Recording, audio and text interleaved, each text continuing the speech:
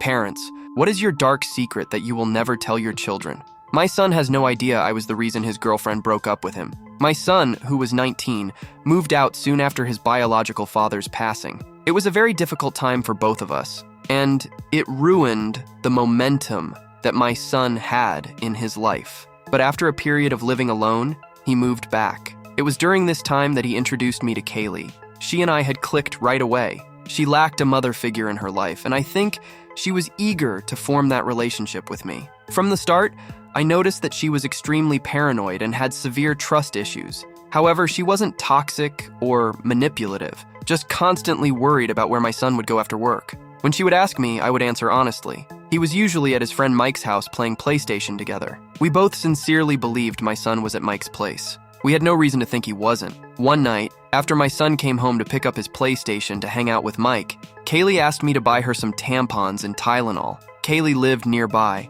and her periods were always intense. I had grown accustomed to making late-night errands for her. My son typically finished work at 4 hours and was usually home or at Kaylee's place by 5:36 at the latest. By 6 p.m., he was nowhere to be found. I decided to text him before I left the house to inform him of my errand. The message was something like, "Kaylee is on her period, so I'm heading out to get supplies. Are you okay?" He responded while I was driving, and I checked the message when I got to the store. It read something like, "Yeah, I'm fine.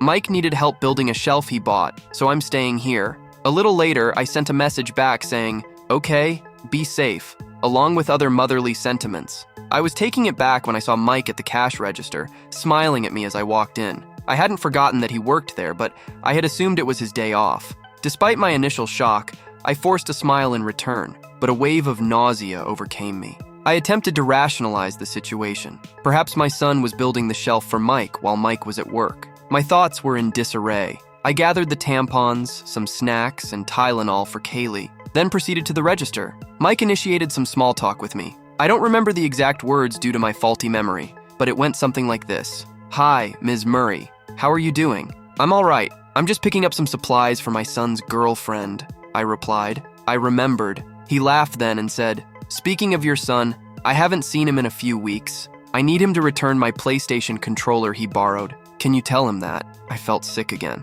I didn't want to draw attention to my son, so I decided not to mention the stories my son had been telling me. I just smiled and assured him I would let my son know. I paid for my items and left quickly. I drove to Kaylee's house and gave her the supplies, but I was at a loss for words. She was carefree, laughing and smiling. She asked me about my son's whereabouts. I couldn't bring myself to lie to her, so I answered honestly, "I don't know. I didn't know where he was or who he was with." I suggested she call him and ask. She thanked me and I left her house. Later that night,